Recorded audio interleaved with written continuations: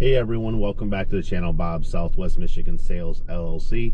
I do apologize about where I'm at today. It is currently Friday, November 21st of 2025. I did have some medical tests that I needed to get ran, and I decided, you know what, there's going to be a lot of time in between some of this, so now is a good time to go ahead and talk to you guys about this topic. I felt this video I am going to be focusing on 5 reasons that you do not want to take and start your own website and to stick with your platforms like eBay, Mercari, Etsy, Poshmark, List, or not List Perfectly. I was going to say that's a cross-listing software, but Depop, OfferUp, and more, of course.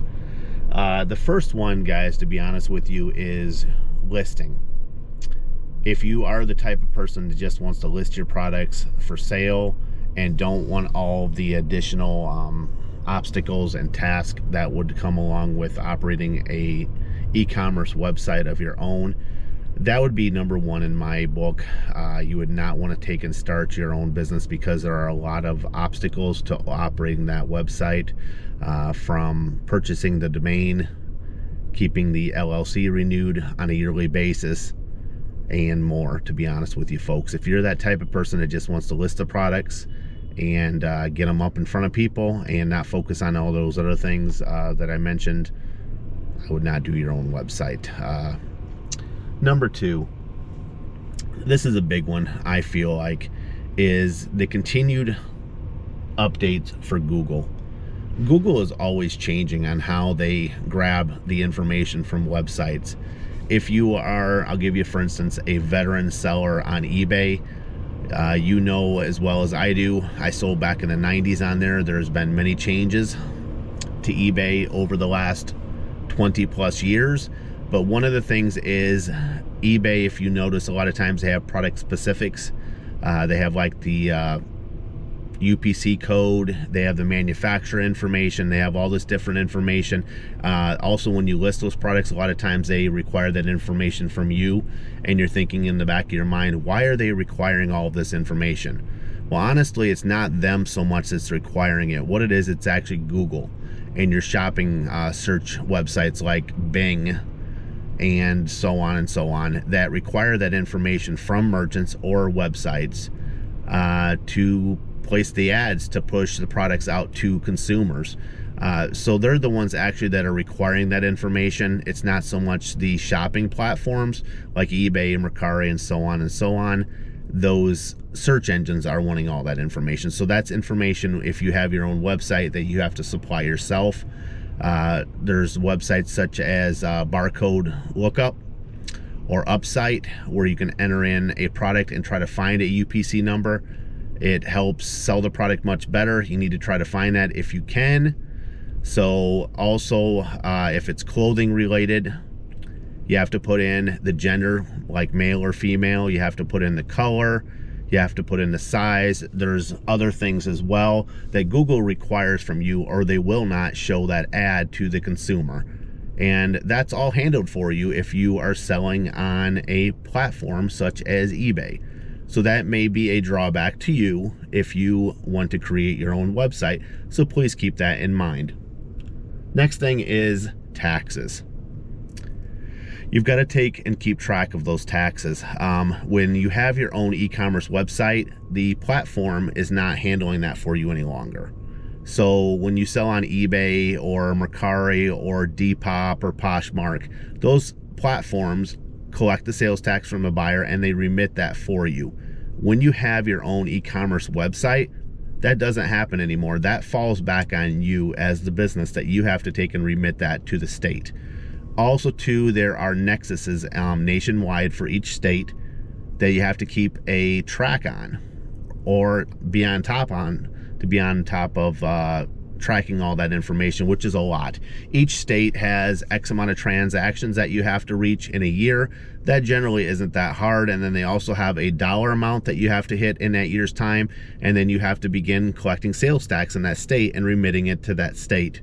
And that all falls on you now, because you are your own merchant. You are an e-commerce seller. You own that domain, so that's now on you. That is a big obstacle. There are companies like TaxJar, Avalara, and other places as well that do handle that for you, but at a monthly or a yearly fee. TaxCloud is another one, but keep that in mind if that's something that you would want to do with your own website. It's not handled anymore if you're not a platform seller, so that is a big reason to stay on the platforms. Next would be name recognition. People recognize the name of eBay. People recognize the name of Mercari, of Poshmark. That name is embedded into most people's minds. Even Whatnot is getting to be more well known as a platform where you can sell and buy products. When you have your own e-commerce business, like mine, which is Southwest Michigan Sales, people are like, who is that? They have no clue who that is. And there is a lot of times that you will lose sales because people do not recognize that company, or they do not feel comfortable making that purchase with you. It's unfortunate, and I wish it didn't happen, but it does happen. And please keep that in mind, folks. That name is very important. I actually had a customer that wanted to buy something from me, and I ended up having to tell them to go to Mercari to buy it from me. They just didn't feel comfortable buying off of my website. I don't know why. They felt more comfortable over there. They did pay more for the product as well. I had it listed for $10 on my website, and I think I told them it was going to be like 13 or 14 on Mercari because of the fees, and they paid the higher price. Odd to me why someone would want to do that. I feel like I would provide much better customer service than a large marketplace, but so be it. I mean, I'll do whatever the customer wants me to do to make that sale. So just keep that in mind, folks. The name is also very important as well. It's something that you can't change, and as time goes on, more and more people are going to be more comfortable with you and making that purchase. Also, the more professional you make your site look, it's going to improve as well. I am making lots of changes on my site. I'm sure you guys are seeing that, but nothing happens overnight. I do apologize. I've got something going right there by me in my truck. I don't know if you've seen it or not, but it was a like a small Bobcat tractor. So I do apologize about that noise in the background. Okay, number 5, folks. Let's go ahead and get to this one. You're going to spend time focusing on your analytics a lot when you have your own e-commerce site. That is something that you really don't focus on much when you are a platform seller. When you sell on eBay or you sell on Mercari, whatever, you list the item and you generally forget it.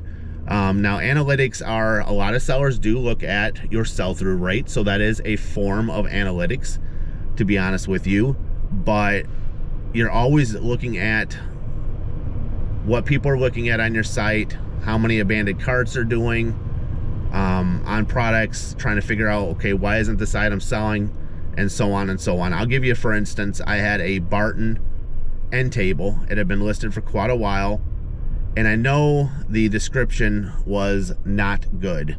It was one of my older listings, and I seen it one day, and I'm like, you know what? I'm not going to update the pictures right now.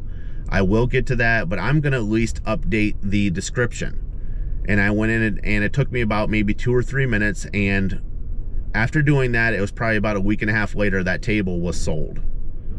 So focusing on that, the analytic part of your business, is going to be a lot more when you have your own e-commerce site. You have to have meta keywords. You have to have SEO or search engine optimization keywords.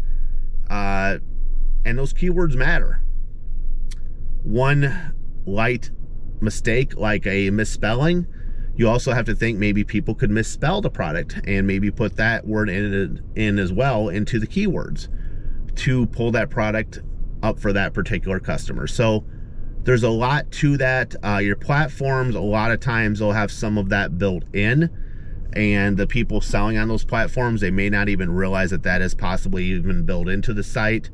When you have your own e-commerce website, that's not built in. That's something that you have to do and take care of. So Okay, I hope this has been informational for you guys. Let's just go over this real quick so you guys got what I had said. The first thing is, if you just want to listing the products for sale, a e-commerce website for you is not recommended. Number two is there's continual updates for Google, like I just discussed. Number three is keeping track of taxes. That is something that's not going to be easy for everyone, so please keep that in mind. Number four is that name, recognizing the name of your business. That's a big one, folks. And then number five was spending time focusing on your analytics for your business. There are other reasons as well that you may not want to start your own business, but I felt that this was one of the largest 5 reasons in my mind. I chose to create my own website. I chose there's much more positives over the negatives, but I wanted to make it realistic for folks that are considering doing this, that it's not going to be a walk in the park, but it can be rewarding, and watching that business grow over time. And also, you're going to have your ups and you're going to have your downs. So hopefully you've got some great information off of this video, and I think we're going to go ahead and end it there. I greatly appreciate everyone that has watched my videos in the past. If you would like future content from me, please consider smashing that thumbs up and also subscribing to my channel. It would be greatly appreciated. And until the next time, we'll see you later, and thanks again. Peace out.